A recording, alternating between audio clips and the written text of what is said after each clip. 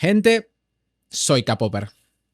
¿No les ha pasado que de pasada escuchan el estribillo de una canción de un género que no te gusta nadita, pero de alguna forma se te queda en la cabeza?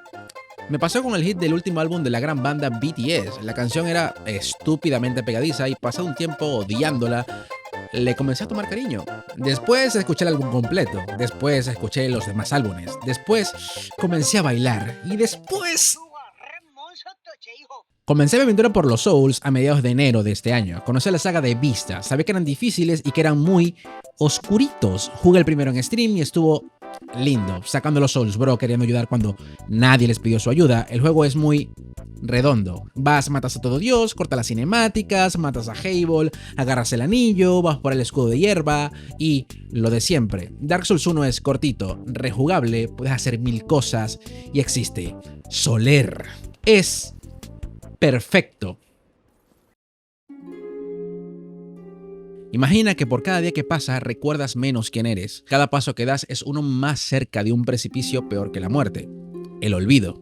En tus últimos atisbos de conciencia logras llegar al sitio que, aparentemente, promete regresarte a ser como eras antes, pero para ello debes recorrer distintos lugares en un intento de obtener un alma suficientemente poderosa para que te vuelva humano.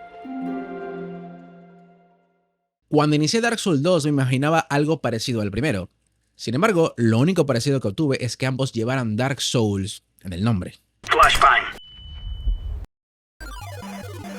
Cuando estaba jugando Dark Souls a mediados de febrero, muy de vez en cuando en el chat alguien mencionaba: ¿vas a jugar Big Souls 2? O todo lo contrario, te recomiendo que te saltes del 1 al 3, porque el 2 es una mierda.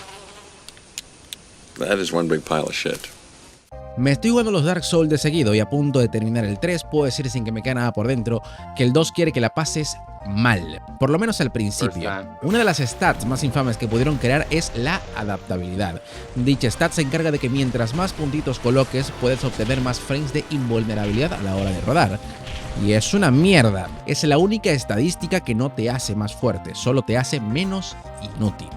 Para que me entiendas, en la primera entrega el rodar estaba ligado al peso que llevases encima, pero era solo eso, rodar. En Dark Souls 2, con el tema de la adaptabilidad, tomarte un simple estus en medio de una pelea significaba quedarte vendidísimo.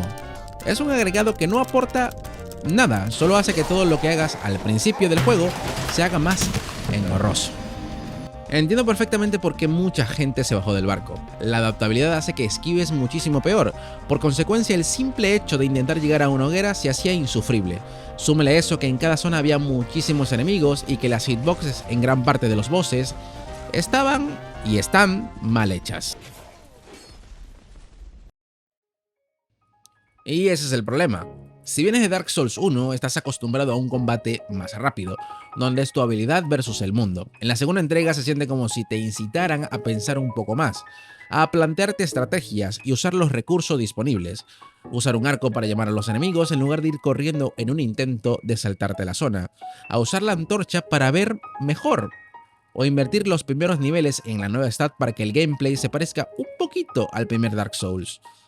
En el kit del principio estaba en el último DLC de mi travesía. Había derrotado a Sir Alon, había seguido la quest de un viejo que aparece en distintas zonas del juego, crucé un bosque de neblina con enemigos que no puedes fijar, había matado a un dragón que no entraba en la pantalla, había derrotado a tantos bosses que había perdido la cuenta. En parte me la pasé mal, pero de alguna forma todo comenzó a saber mejor.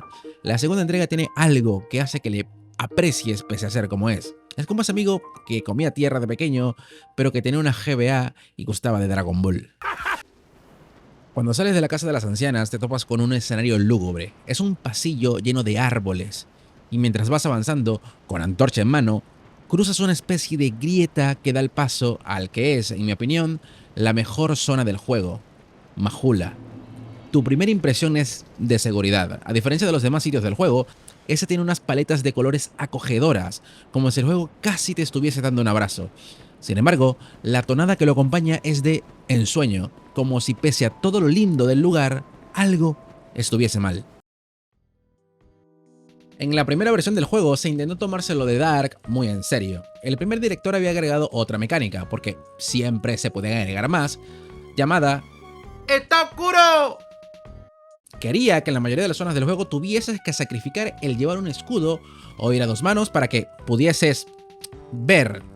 Esto no se quedó por razones técnicas, pero la idea estaba tan integrada en el juego que el nuevo director tuvo que transformarla. Por ello, las antorchas pasaron de ser muy importantes a usarlas muy de vez en cuando. Y esto, por decir algo, el Dark Souls 2 primigenio era mucho más ambicioso. Sin embargo, el primer director no logró que todo ese cúmulo de ideas y mecánicas se convirtieran en algo.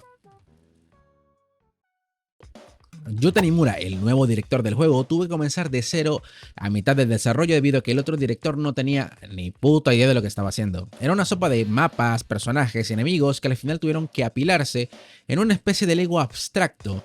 Eso explica por qué las conexiones de algunos escenarios son tan incongruentes.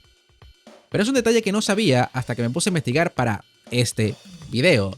Mi hipótesis mientras estaba jugando era que todo lo que estaba viendo mi personaje era el precio que debía pagar para vivir de nuevo. Pensé que esa conexión entre los diferentes niveles del juego estaban hechas así por lore, debido a que en el principio del juego las tres ancianas hacen alusión a que estamos en una especie de limbo. Por ende, yo, en toda mi inocencia, encontré normal que un ascensor me terminara llevando de un molino en una playa a un palacio de magma. A lo largo de nuestro viaje iremos hablando con personajes, muchos de ellos tienen el mismo objetivo que nosotros, están en este limbo para encontrarse de nuevo. Si queremos, podemos ayudar, y si ayudas a uno en específico, entenderás mejor esta hipótesis. Lucatiel es quizá el personaje que más se parece al jugador, sin embargo su destino no es igual al de nosotros. Ella no muere, pero tiene un destino bastante peor, el olvido. Lucatiel pierde los recuerdos y sucumbe al limbo. Y nos dice al final que la recordemos porque tristemente ella no podrá. Me gusta imaginarme este juego como el Dragon Ball GT de la franquicia. Hicieron algo distinto con bases preestablecidas. En GT tenemos al Super Saiyajin 4. En Dark Souls 2 tenemos el rodar mal. Son cosas que si te pones a pensar no tienen demasiado sentido que agregaran, pero tampoco está mal que hayan intentado hacerlo. Dragon Ball GT es raro, pero entrañable. Todos lo amamos pese a estar alejado de las ideas de aquel momento de Toriyama. Y es que hay una cosa curiosa respecto al fandom de este juego. O odias al Dark Souls 2 o lo amas y defiendes cada píxel del juego. Y habiéndolo terminado, lo entiendo. Como dije en el principio, es una canción que luego de un par de veces te termina gustando. Pero tienes que intentarlo. Al igual que Dragon Ball GT no tiene nada que ver con lo que vimos anteriormente. Pero no por eso, esta historia es menos. Por eso quiero quedarme con la primera sensación que me dejó el juego. Estás en el limbo y pasan cosas raras. Quiero quedarme con que esa conexión extraña entre mapas forma parte de ese sueño. Quiero quedarme con que el protagonista, nosotros, desea volver a vivir. Y quiero quedarme con la idea de que el director rescató lo que pudo y hizo algo entrañable. Algo que se aleja del primero, pero que al mismo tiempo sabe comer en la misma mesa.